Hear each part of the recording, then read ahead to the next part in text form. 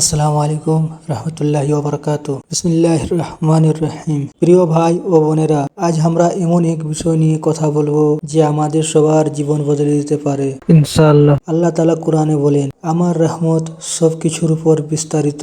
সূরা আল আরাফ আয়াত নম্বর 156। ভাই ও বোনেরা, যদি আপনি অনেক গুনাহ করে থাকেন, যদি মনে হয় আল্লাহ আপনাকে ক্ষমা করবে না, তাহলে মনে রাখবেন আল্লাহ এর দরজায় কখনো বন্ধ হয় না। রাসূল সাল্লাল্লাহু আলাইহি সাল্লাম বলেন, আল্লাহ তার বান্দাকে মাফ করতে বেশি ভালোবাসেন। চিন্তা করুন, আমরা মানুষ ছোট ছোট ভুল হলেও রাগিয়ে যাই, কিন্তু আল্লাহ সেই আল্লাহ যিনি আমাদের সৃষ্টি করেছেন, তিনি আমাদের ক্ষমা করতে চান। যদি আপনি আজ থেকে শুধু একটা কাজ করুন, নিজের মন থেকে একবার বলুন, ইয়া আল্লাহ আমাকে ক্ষমা করুন, দেখবেন আপনার বুক হালকা হয়ে যাবে, মনে শান্তি চলে আসবে। ভাই ও বোনেরা, দুনিয়া টেম্পোরারি, আখিরাত পার্মানেন্ট। তাই আজ থেকে ফিরে আসুন আল্লাহর দিকে, নামাজ পড়ুন, কোরআন পড়ুন, গুনাহ থেকে দূর থাকুন। আল্লাহ আমাদের সবাইকে হিদায়াত দান করুন, আমিন।